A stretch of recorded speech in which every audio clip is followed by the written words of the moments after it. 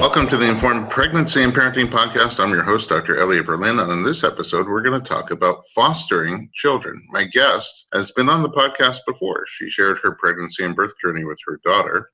She and her husband also have two boys who initially came into their lives through foster parenting. She's an amazing actress and wonderful all-around person. She consistently wins the award for my mother's favorite Hallmark personality. That is true. Jen Lilley, welcome back to the podcast. Thank you so much. I love that your mom loves me. That's the best. Yeah. She's actually living with us right now, and she's like, "Oh, you're going to do podcasts?" I said, "Yeah, you'll never guess who I'm having." And it was just like, when I told her it was Jen Lilley, she was very excited. That is so sweet. Well, thanks for having me back. I'm really excited, and I'm excited to talk about, foster care as maybe an alternative or something that people can also do with their pregnancy and their bio kids. I mean, it's kind of interesting. I know a lot of people who have fostered pets, but I only know very few people who have fostered people, and you're one of them. So I'd love to learn more about the experience. We touched on it a little bit earlier, but how did you, because you fostered your son before you had your baby, your daughter. So how did you guys get into foster care? Gosh, okay, well, to back it up, it starts in my childhood.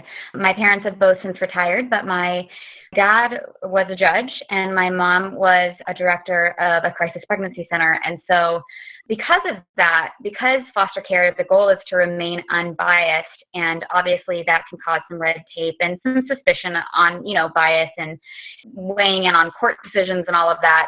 They were not able to be formal licensed foster parents, but because they're amazing people with huge hearts, throughout my childhood, we often had someone living with us that was just on hard times or whatever. So the seed was planted as a child, which I think is really important because that's something I hear a lot. I have a podcast called Fostering Hope, and I hear that a lot from my listeners. Like, how do how is it going to affect my biological children? And we can get into that. But the main thing is, I always say, for me as a child, it really birthed something huge in me. And it gave me an awareness and an empathy and really opened my heart to the idea of fostering. So that was planted in me at an early age. But back in 2011, when I was, adulting so hard and trying to be an adult, I started watching the news a lot, like most of us do. And I got really overwhelmed, which I think everyone can relate to, especially right now. And the more I watched the news, the smaller I felt, the more helpless I felt, the more I felt like I was this naive little girl with big dreams and hope to change the world and make a positive impact. And I just felt powerless. So I stopped, I turned off the news, and I went into my office and I started praying, and I was just like, all right, you know what? I believe that every single person was created on purpose and for a purpose. We're not here by mistake. Your listeners know that from the Informed Pregnancy podcast. I mean, at the time of conception alone, it's like, there's over 2 million sperm or something and only one wins. I mean, the odds and the miracle of childbirth alone, just give so much evidence to the fact that no one is here by mistake. And so I started researching what was going on in our own neighborhood and our own community, because I truly believe also that wherever you are, you're there for a reason, and you need to lend your hand and your heart to people around you. So I started learning about child abuse. I found out it was a huge problem here in the U.S. I became a mentor through an incredible charity and organization called Child Help.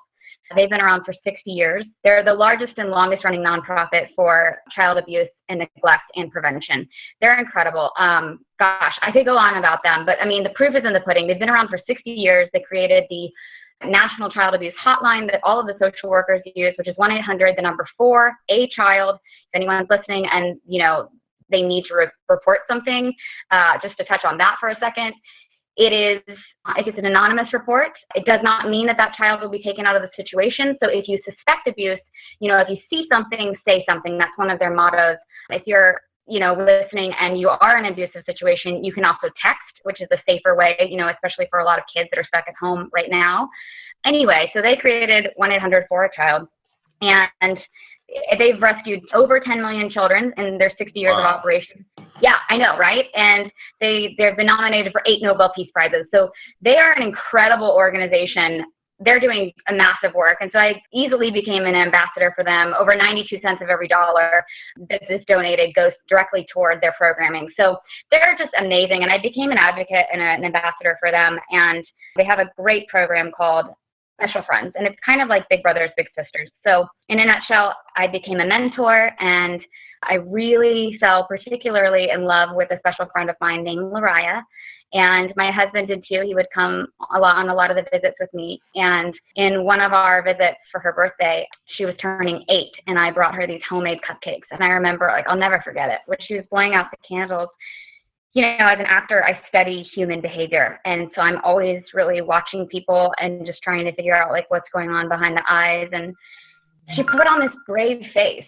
Like, you could tell that she was just really moved by the cupcakes, but she was trying to be tough. But I could tell that it opened up something in her. And then we started playing on the playground afterward. And all of a sudden she said to my husband, we'd mentored her for like a year, 2 years, like, gosh, I don't know how long. And she said, I'm really scared. My mom called, and you know, she wants me back. And the goal of foster care is family reunification and family restoration, but that's not always a good idea, and it certainly was not in her case. So that was enough to send my husband over the edge and make him want to take the foster care classes. And we were not able to foster or adopt her, which was sad, but I will say happily that she reunified with grandma, which was a fantastic option. We're still in touch, but we got our son Caden. So that's how we got into it. Wow, you really jumped in head first. Yeah. I mean, you were not able to because you weren't ready yet, or? To foster? Why did we not do it sooner? You know, because I'm married and he's 50% of the relationship. And my husband, sweetest man, he's so patient and wonderful. And he, you know, I'm a lot of woman to wrangle for anyone who's, and he is just so patient with me. But he, like 51% of surveyed Americans, wrongfully had the misconception that children in foster care are associated with the juvenile delinquent system, and that's not the truth. And so he was just scared of it, and it really took him meeting these children through child help to understand that they're children who have entered a broken system through no fault of their own, but through severe abuse and neglect, and they just really need love and stability. So what are the initial steps if somebody would be interested in fostering a child? Can you just do it, or are there classes or certifications you need to do? That's a great question. Yeah, you cannot just do it. You have to be a licensed parent. But the first thing that people would want to do is they want to Google Department of Children and Family Services. In some states, it's called Department of Human Services. In some states, it's called Child Protective Services. But I'm absolutely positive that if you Google any of those, you will land on the right one for your state. If you want to go through the government, because these children are government kids, they are wards of the state. That's the foster care system. You can get licensed through your local Department of Children and Family Services, or what I did, which is what I recommend, you can get licensed through an FFA, which stands for Foster Family and Adoption Agency. I'm licensed through Child Help. You know, there's Olive Crest. There's so many wonderful FFAs. And the reason I went through an FFA is because they really care, and children can get lost in the system. That's not the goal, but obviously that's one of the reasons it's so broken. And so when you have an FFA, they pay more attention to detail, and you have more of a support system. So you have to get CPR certified, first aid certified, water safety certification. You have to take, for me, through an FFA, it's a little more involved, which is why I did it. We also have to take 60 hours of parenting classes to get licensed, and I believe it's 24 to 30 a year to keep our license current. And then you also have to make sure that your house is basically child-proofed and all of that. But it's a lot easier than it sounds, and you can go at your own pace. Jason and I got certified in 2 months. We were fast-tracking it, but we were taking our classes on the weekend. That was all the time that we had for. But, you know, if you want to take a year to get licensed, you can. So I always tell people, all you should do is first take an orientation class, you know, because taking a class doesn't mean that you're signing up. Or if you just want to learn more about foster care, you can either listen to my podcast, or even better, because, you know, just get directly involved. You can call your local Department of Children and Family Services and just say, hey, how do you need help? What can I do for you guys? Because they don't get that a lot. And that will really get you involved with foster care on a practical level, and kind of familiarize yourself with the situation without having to jump in headlong. Yeah, I mean, that sounds really smart because, you know, if you're curious, it's a big step for anybody, I think, whether you have kids or not. And to do an orientation sounds wise, just to put yourself in there without any commitment and get a better sense of what would be involved in helping one of these kids. All right, believe it or not, it's time for a quick break. When we come back, we're going to learn more about foster care with Jen Lilley.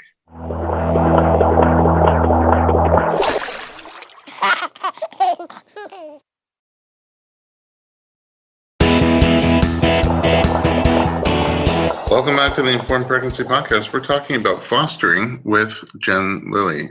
Okay, so are there requirements besides the licensing, which, by the way, just almost sounds like a great idea for anybody having a kid, no matter how you have them? Completely.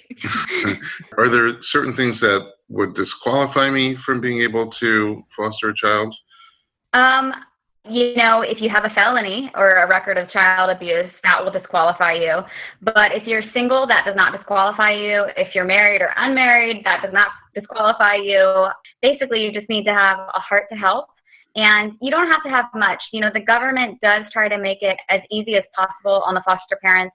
It doesn't always work, but foster kids are supposed to have their daycare paid for or their school paid for.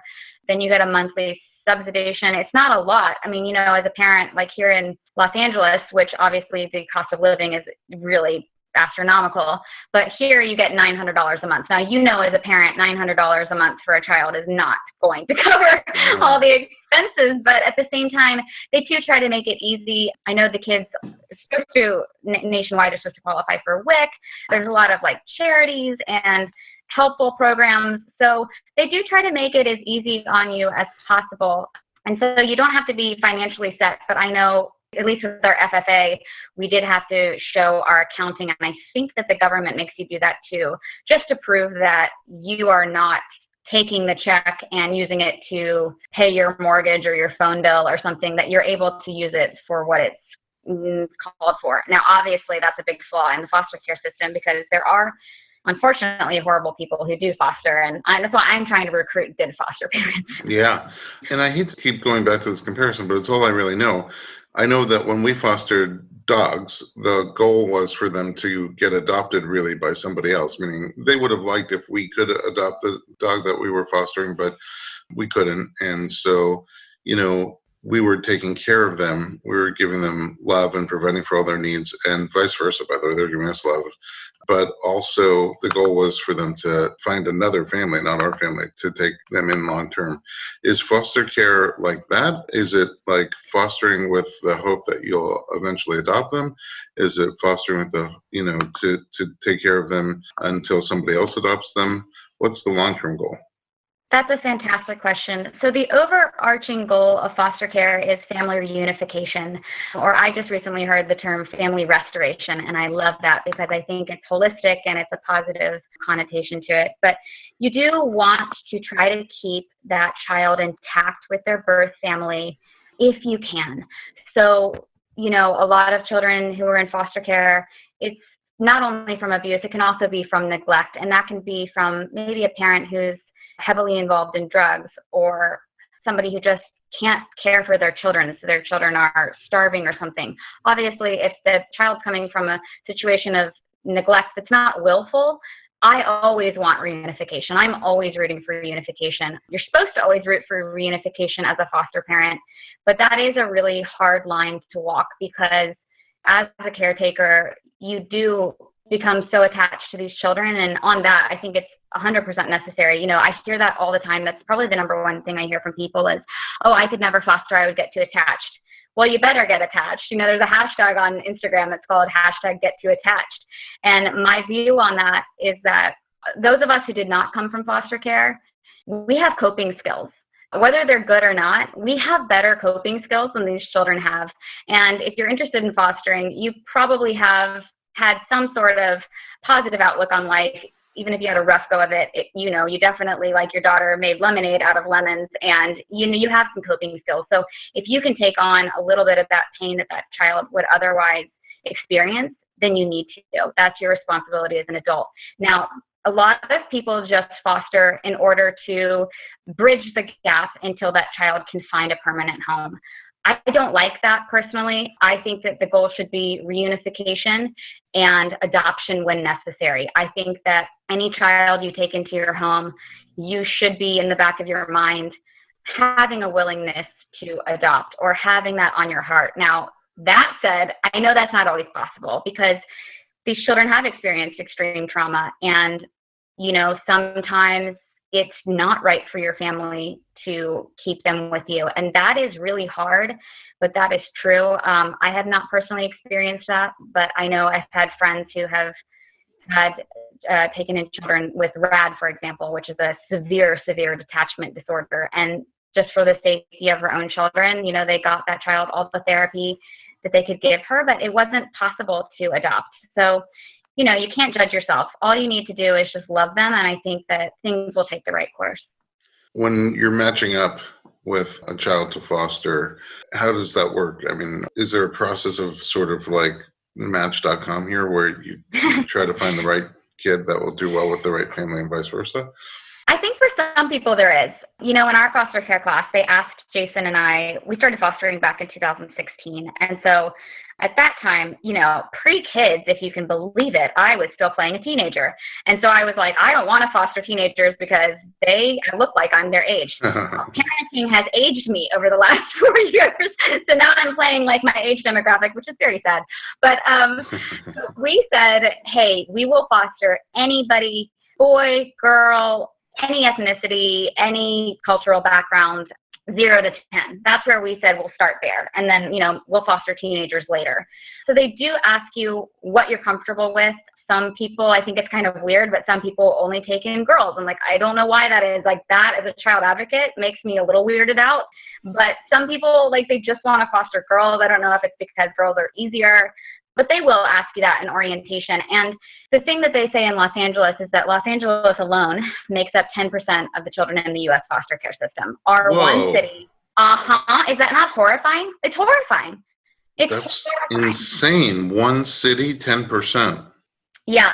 So, and I think that's because, you know, here we're also career focused and we're chasing our dreams, and we just don't have time to be bothered with children because, as you know, children are awesome, but they are an inconvenience, you know, and they do change everything, but they really, in my opinion, enlighten everything. And I am the perfect candidate. I think excuses are for losers. Look, if you think that you are too busy, then you should look at my schedule and I make it happen. You have no excuse. So I think everyone should foster. But one thing to go over with you in LA is that there are over 35,000 children here in Los Angeles who need to be fostered. So when you're saying no to one child, you're saying yes to another. And that's actually my story. We actually said no to my son, Caden, at first. Oh, really? Why? So this is great. I love it. He was 4 months old. And I had said, you know, we'll take 0 to 10, boy, girl, whatever. But I said my preference was like age 5, age 6, age 7, age 8, just because I love helping kids. And I had this, you know, grandiose idea that I would just really get nitty gritty with the kids, catch them up on their schooling, dismantle the lies that they've been told, pep them up. And I didn't want an infant because infants, in my opinion, I mean, my honest opinion of babies is that, like, they're kind of boring. Like, you know, they're helpless, they're time consuming. You don't sleep through the night until like 8 months. They don't have a ton of personality. And so I was just like, So they called us with Caden, and he at the time was special needs, and he had just experienced a lot of trauma. And I got 4 months old, 4 months old, he was actually deaf when we got him, which is crazy. And we prayed for him, and God healed him. No joke. Like, God, his ears opened. It's incredible. Wow. But we said, yeah, I know. So many cool things with Caden. But we said no because I was going to this is hysterical. I was going to this women's conference with my church. And for anyone listening, you're like, oh, that's so gross. But, you know, like, for like the fact that I would have this battle of like, I'm not going to take a kid because I'm going to church. And that was my inner battle. Okay. So let me back that up. I have experienced some serious church drama. And I think anybody has, regardless of what religion you are, you've probably experienced some hurt if you're like a person of faith. And so I didn't feel comfortable around other women. And so I knew I was going to go to this women's conference. It was the first women's conference I've been to in 15 years. And so I committed to driving 3 girls down to San Diego so that I wouldn't bail out, because I knew I was like, I'm freaking out. I'm going to like bail out last minute. Very LA of me. So I get this call. like, hey, can you take this 4-month-old? I said, I don't know, I got to call you back. And I had this whole inner turmoil and like discussion with Jason of, do I go to church or do I be the church? You know, do I like put my money where my mouth is and like actually be a Christian and like help this helpless child, or what? So we discussed it, and we were like, you know what? In training, they said that there's like 35,000 children. When you say no to one, you're saying yes to another. So I called them back and said, look, I'm actually going out of town. It's 10 p.m. It was 10 p.m. I said, it's 10 p.m. 3 girls are expecting me to pick them up in the morning. I can't take this child. I'm so sorry. But listen, call me Saturday when I get back. I will take any child that you call me on, which was scared the crap out of me to say, you know, because I'm like, who are they going to give me, you know? And they called back like a half hour later. They're like, hey, are you still up? And I was like, yeah. They said, great news. We found this family that will take him for the 48 hours. So can you just meet us? Can we just meet you at your house on Saturday? Could you leave the conference early? Are you giving the girls a ride back? You know, we'll meet you at your house. And I was like, what? So I Amazon Primed it, sent out this crazy email to all of my friends and family, and threw together an Amazon registry. And 48 hours later, we had Caden. Wow, that's incredible. Yeah. And you still have Caden? I do. Yeah, we got to adopt him, which is incredible. And we are in the process of adopting his half-brother, who we've also been fostering since he was 4 months old, and he is 2 now. Oh, wow. And then in the midst of that, you also had your daughter. Yeah. Yeah. So you have your hands full. I mean, honestly, I still think you get away with playing a teenager if you wanted to, but parenting ages you, and you have so much parenting going on in your little nest. Let's take another quick break. I have a bunch more questions when we come back with Jen Lilley.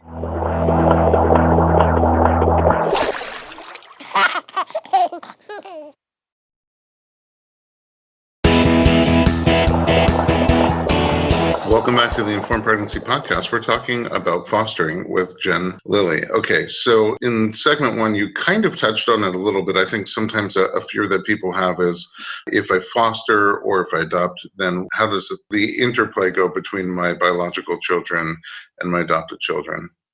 Yeah, I think it's a fantastic question. And I obviously have only fostered infants pretty much. And so I can only say my experience as a child was that what it birthed in me was just empathy and a heart for these people in need, and the idea that taking in someone is not scary, you know, and that really has to do with the way my parents presented it. Now, since on my podcast, Fostering Hope, I've interviewed a lot of parents who have biological children who have gone on to adopt or who have fostered and had placements, you know, come and go. And I've asked every single one of them, because it's the question I hear most often, how did that impact your children? How did you know, what was your whole journey? And a lot of them have said the first thing that they did was they made their children part of the discussion in the first place. So if their children were old enough to understand, you know, maybe they're 3, 4 or older, they would sit down with their kids, explain to them what foster care is, and let their kids also be part of it as a family decision. So I think that's really wise. A lot of them let their kids ask them hard questions. You know, when the children did move on, they would explain to them, you know, we love that child and this is a good thing, this is positive, and we're going to keep praying for that kid. Or sometimes they try to stay in touch. So I think there's a way to go about it that really will open up empathy. I mean, that's my experience. And I think you have great parental instincts. Moms have maternal instincts, dads have paternal instincts, and you need to go with your gut. I really do believe that you'll have peace and grace to be able to tackle the journey as it comes. Yeah, I mean, I relate to the people you talked about who felt like, I'm going to get too attached. I mean, we literally even had that with the dog that we fostered for a few months. Oh, yeah. And it was so hard to see her go. Luckily, we have an arrangement kind of where we can still see each other. But I don't know if that happens with foster care or not. But for having a biological child and then fostering a child that then your child gets, attached to, then I could see how it'd be harder. For you, you're making the decision to do it, but for them, it could be more challenging. Yeah, and that was especially hard for me with Caden's brother, because foster care, I want to give it to people in a realistic way. It is very emotional. There is nothing more emotionally trying in my experience than foster care. because you do get so attached and you do love these children and you want to protect them and you want what's best for them. And going through his brother's case, there were a lot of times where it looked like it wasn't going to go our way. And that was my biggest fear was, how do I explain to my 3-year-old, who's a boy, so he doesn't communicate well. I mean, I don't know a lot of 3-year-old boys that do, but Caden especially does not communicate his emotions well. And I was like, how do I explain to him what happened to his little brother? You can't explain death. You can't explain he went somewhere else. It's just going to be, it was awful. It was excruciating as a parent to walk through it, but I'm very glad that we're going to be adopting his brother. So I get the emotional journey. That's a discussion I always welcome on my Instagram, when I connect with other foster parents or people who are curious. If you want to have longer conversations with me, I'm all for it. Right now, we're going through an interesting time. The pandemic is happening. I don't know when people listen to this. It could be we're going to keep it up for a long time because the content is so important. And that's one of the reasons why we're doing the podcast remotely. We're doing our part to shelter in place. Although I always love to do our podcast in the studio face-to-face, you're one of the few people who have so much personality and energy that I almost feel like I'm sitting across from you face-to-face. But the reality is that the pandemic, the shutdown, the global shutdown really must be impacting the foster care system too. In my mind, I could see how it could have a positive impact and a negative impact. What's the reality? My eyes are watering just as you're bringing it up, because I'm so glad that you're bringing it up. Oh my goodness. Honestly, I think that children in foster care and orphans have actually been hit the hardest by the pandemic because, foster care is already scary for them. But anytime that there is an epidemic or a crisis of any kind, for example, back in 2011, the American economy was still in the real depths of an economic, meltdown with the real estate crisis. And so back in 2011, the statistic was every day, 7 children in the United States died due to child abuse and neglect. And the Child Help has, and through the work of churches and charities and so incredible social workers, they got the average down to 5 children every day. But that is still 5 too many. And there's a child abuse report that comes in every 10 seconds on the child abuse hotline. Now, this pandemic, Child Help has been around for 60 years. They have seen historical, unprecedented numbers because child abuse rises every time there's stress in the home. And I don't know anything that's been more stressful than this. And what's so horrible about this is that, but don't worry, I have good news. What's so horrible about this, to really drive it home, is that a safe place for children, school is a safe place for children. And so these children are stuck at home with their abusers.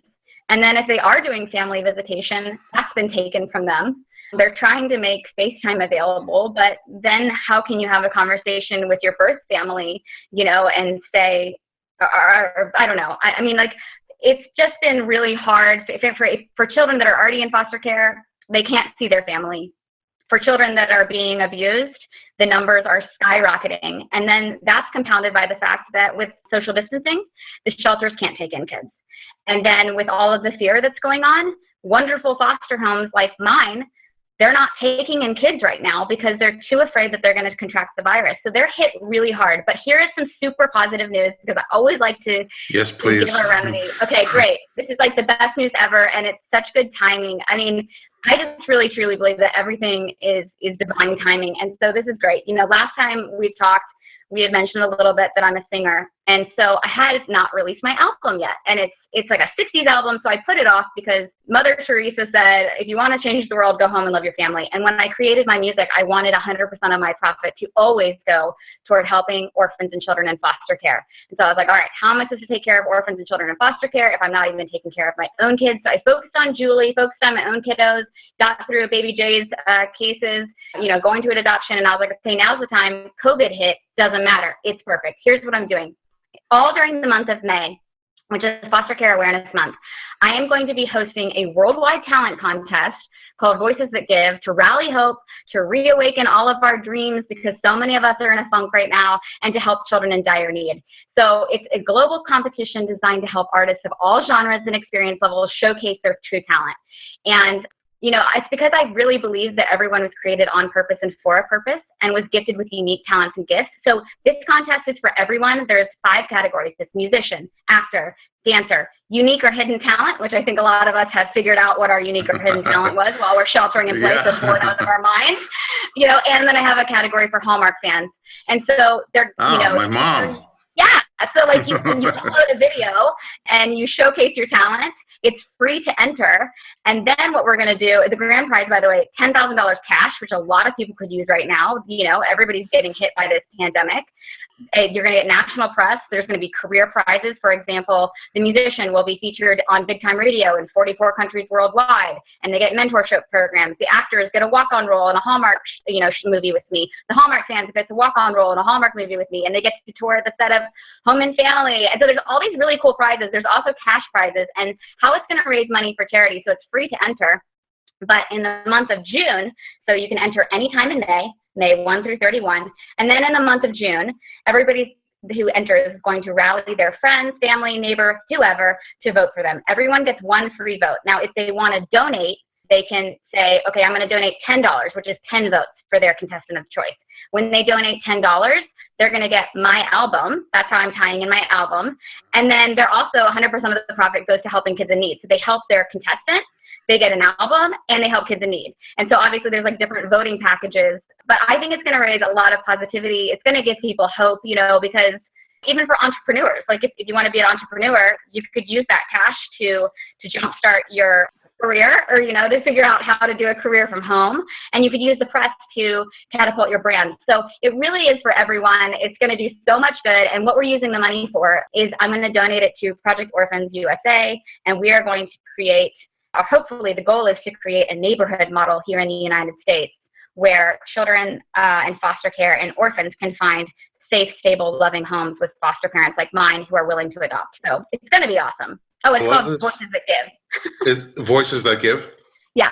Okay. I love this idea on every level for people who are stuck in home in quarantine and maybe have a talent that they can start to work with, for obviously the money and the awareness that's going to go to helping the kids. I love it on every level. Your passion and energy is exploding. I just want to say that right now, this is going to come out in May, which is that Foster Care Awareness Month? It is. Okay, so May of 2020. If you're listening to this 2 years or 3 years later, you're not probably going to be able to enter the contest anymore, but you'll be able to see the results of this project, which seems like an amazing project. And by the way, my mother, she's been in quarantine with us now for about 2 months.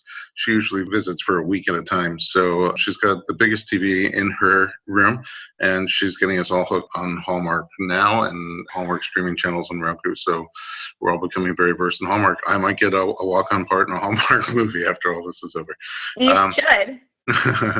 All right. So, I said with the COVID that I can kind of see a positive and a negative. The negative that you described is much worse than I ever imagined. But maybe there is a silver lining. People are home more. People are starting to focus on their families more and pay attention to family more and to the kids more. And maybe somebody listening will be inspired by this to open up their hearts and minds and at least look into, start an orientation, take initial steps, and see how we can help. What are other things that we can do as we're closing this podcast? What are things that somebody's listening to do if they're curious? What's the first step? If they just don't think they can foster a family right now or a child right now, how else can we help? Yeah, that's a great question, and it's one of my favorite questions. Everyone can do something. And you know what? Don't ever judge yourself, because no small act is too small. The first thing I would say is, because child abuse is on the rise, make a donation to Child Help, childhelp.org, because it's $5 could save a child's life, because that is the cost to run the hotline. So $5 per call. So just donate $5 to Child Help is the first thing. Otherwise, I would say call your local Department of Children and Family Services, ask how they need help. You could also look into becoming a CASA, which is a court-appointed special advocate. That's incredible. It's kind of a mentorship program. There's not a lot of time commitment, and it's a real way to help out. And then also, there's just so many amazing organizations. There's James Storehouse here in California. There's a lot of, they call them foster care closets. I know there's Foster Village in Austin. There's so many amazing organizations all over the country that are taking in gently used cribs and blankets and clothes and backpacks and, new backpacks. They want new backpacks so that the kids feel just like all the other kids. They're not the foster kid. They have the new items, but you can donate to a foster care closet. And that's because government regulations, rightfully so, will not allow a child to be placed until, like, an infant can't be placed without a car seat, a crib, clothing, diapers, formula, bottles, so there's all these things that go with having a baby. And when you're getting an emergency placement, it's overwhelming, and it's, that $900 is going to go really fast, or in some cases only like $300. So you can donate to foster care closets. I highly recommend that. Sounds wonderful. And like you said, easy. There's multiple levels and different ways anybody can help, even if you're not looking for the biggest commitment. I'm going to recruit people to do the $5 today. Awesome. And I bet they'll end up doing more once they get involved. Jen Lilley, last question for you. Where can we find you online? Oh, I love it. So my last name is Lilley, Lilley, because everybody forgets the E. So I'm Jen with one N, jenlilley.com. That can point you to everything. And on Instagram, it's Jen_Lilley.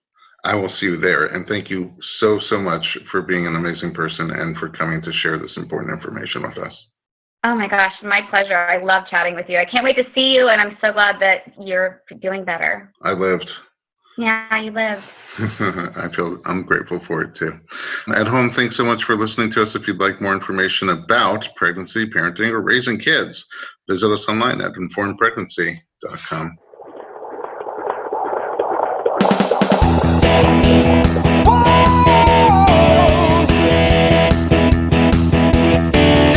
Doctor, give me the news. I got a